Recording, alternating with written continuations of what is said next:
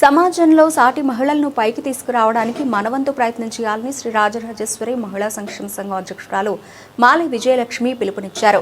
ఫిబ్రవరి 28న ప్రపంచ టైలర్ల దినోత్సవాన్ని పురస్కరించుకొని స్థానిక 13వ వార్డు తాడితోట కమ్యూనిటీ హాల్లో టైలరింగ్ శిక్షణ పొందుతున్న మహిళలతో కలిసి అంతర్జాతీయ మహిళా దినోత్సవాన్ని ముందస్తుగా నిర్వహించారు. ఈ సందర్భంగా మాలి విజయలక్ష్మి మాట్లాడుతూ అంతర్జాతీయ మహిళా దినోత్సవం ఎలా ఏర్పడింది, దాని ప్రాధాన్యత వివరించారు.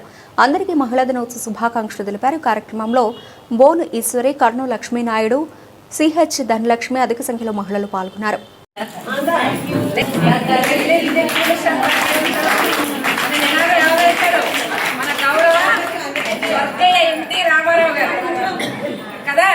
ఈరోజు ఆయన గుర్తు చేసుకోవాలి. తరతరాలు వీరేశలింగం గారు కారణమయ్యారు.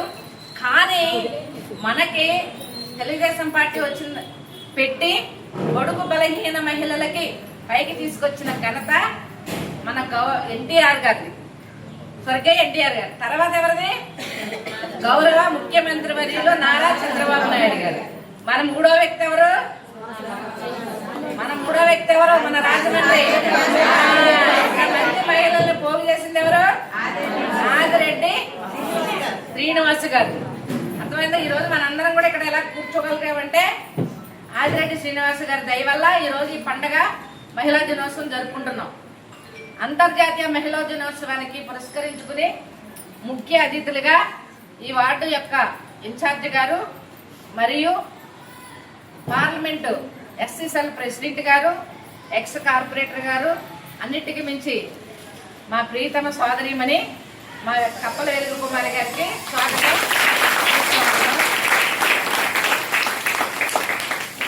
అలాగే అంగన్వాడీ ప్రెసిడెంట్ మన భువనేశ్వరి గారికి స్వాగతం, సుస్వాగతం. లక్ష్మి గారికి, లక్ష్మి గారికి స్వాగతం, సుస్వాగతం. మరీ ముఖ్యంగా ఈరోజు మహిళా దినోత్సవం అనేది ఎందుకు వచ్చింది ఏంటి అనేది మనం మాట్లాడుకోవాలి. ఎంతో మందిని మహిళలను ఝాన్సీ లక్ష్మి గారి కానీ, రుద్రమదేవి గారి కానివ్వండి, అలాగే చాలామంది మహా తల్లులు వాళ్ళని మనం స్ఫూర్తిగా తీసుకోవాల్సిన పరిస్థితి. మహిళా దినోత్సవం అనేది ఎప్పుడు వచ్చింది, ఎందుకు వచ్చింది, మనం ఎందుకు జరుపుకోగలుగుతున్నామంటే 1886లో మహాప్రపంచ యుద్ధం జరిగిందంట. అప్పుడు ఆ యుద్ధం జరిగినప్పుడు యుద్ధ భూమిలో జనాలు చనిపోయి దొల్లుతూ రక్తపాతంలో దొల్లుతూ ఉంటే మన స్త్రీ యొక్క మాతృము యొక్క మనసు చెలించి, అయ్యో వాళ్ళు చచ్చిపోతున్నారే, వాళ్ళకి మనం ఎటువంటి సహాయం చేయలేకపోతున్నామే అని ఆమె చీర చెంగు చింపి ఫస్ట్ సైడ్ గొడ్డలో కట్టిందంట. ఆ రక్తం కాడే కాడ చీర చింపేసి. అయితే ఆ బాధతో పడే దొర్లే వాళ్ళు అందరూ కూడా నాకు కట్టు అంటుంటే ఎవరికి కనిపించలేదంట. ఇవి కనిపించకపోతే వెంటనే ఇంటికి వెళ్ళి తెల్ల చీర తెల్ల జాకెట్ కట్టుకుని వచ్చి ఫస్ట్ ఎయిడ్ చేసిందంట. వాళ్ళదే ఈరోజు ఏఎన్ఎంస్ నర్సులు వాళ్ళే. అర్థమైనప్పుడు మీకు తెల్ల చీర చిహ్నం అంటే ఆ చీకట్లో ఆ తెల్ల చీర ఉంటే అందరికీ కనిపిస్తుంది అనే భావనతో ఆవిడ తెల్ల చీర కట్టుకుని ఆవిడే కాక 10 మంది మహిళలను రమ్మని అందరికీ కూడా ఫస్ట్ ఎయిడ్ చికిత్స చేసిందనమాట. చూసారా ఎంత మాతృమూర్తి. అప్పుడు ఆనాడున్న ఆ ముఖ్యమంత్రి గారు, ఆనాడున్న రాజులు ఎంత సాహసం చేశారమ్మా మహిళలు. కనుక ఈ రోజు నుంచి మీకు మహిళా దినోత్సవం అనేది ప్రతి ఏటా జరుపుకోవాలి అని ఆనాడున్న మహానాయకులు చెప్పారంట. అప్పటి నుంచి కూడా మహిళా దినోత్సవం అనేది ప్రతి సంవత్సరం మార్చి 8వ తారీఖున మన మహిళలు ఎవరైతే ప్రజాసేవకు అంకితమై నా అని బతకకుండా మనం అనే బతికే వాళ్ళని పిలిచి సత్కరించుకోవడం జరుగుతుంది మహిళా దినోత్సవం రోజున. అందులో భాగంగా మన మహిళా దినోత్సవంలో మన యొక్క గౌరవ శాసనసభ్యులు ఆదిరెడ్డి వాసు గారు ఆధ్వర్యంలో మన ఎంతమంది మనం ఇక్కడ కుట్టు శిక్షణ పొందుతున్నాం. అవునా కదా? ఈ యొక్క సన్మానం మన నాయకుడు కూడా దక్కాలని మా మనవి. మరి ముఖ్యంగా ఇక్కడ 2 టీచర్లు ఉన్నారు, అంటే 7 టీచర్లు ఉంటారు నా దగ్గర ఎప్పుడు. బాగా ఈరోజు వీళ్ళ చేతిలో ఒక్కొక్కరికి 5,000 మంది 3,000 మందిని టైలరింగ్ నేర్చుకునే ఒక టీచర్స్గా తయారు చేశారు వీళ్ళిద్దరు. అందుకని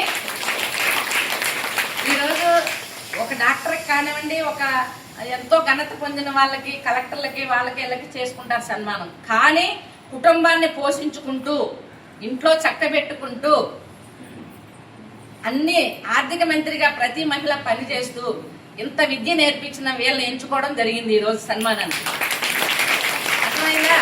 అలాగే మనకి ఎప్పుడు కూడా నేనైతే ఫస్ట్ మేము పార్టీలో అన్ని యాక్టివ్గా తిరుగుతాం, కానీ ఈ మధ్యన ఎక్కువగా తిరుగుతుంటే ఎక్కడ చూసినా సేవే. ఈ మన కప్పల వెలుగు కుమార్ సోదరిమణి గారిది ఈరోజు మనం ఇక్కడ ఈ ఫంక్షన్ చేసుకోగలుగుతున్నామంటే ఆవిడ వల్లే ఇక్కడ చేసుకోగలుగుతున్నాం. కాబట్టి ఆవిడని కూడా సత్కరించుకోవాలన్న ఉద్దేశంతో మనం వెలుగు కుమారి గారిని పిలవడం జరిగింది. కనుక ప్రతి ఒక్కరిలో కూడా ఈ మహిళా దినోత్సవం తరఫున నేను ఇచ్చే పిలుపు ఏంటంటే, కృతజ్ఞత మనిషిని ఎంత దూరం అన్నా తీసుకొస్తుంది. ఈ భాగ్యాన్ని కల్పించిన వాళ్ళని మనం మర్చిపోకూడదు, మరియు నా అనే బతకూడదు. మీ వంతు సాయం, ఏదో ఒక సాయం, అడిగిన వాళ్ళకి లేదనకుండా ఏదో ఒక సాయం చేసి సమాజాన్ని మనం పైకి తీసుకురావాలి.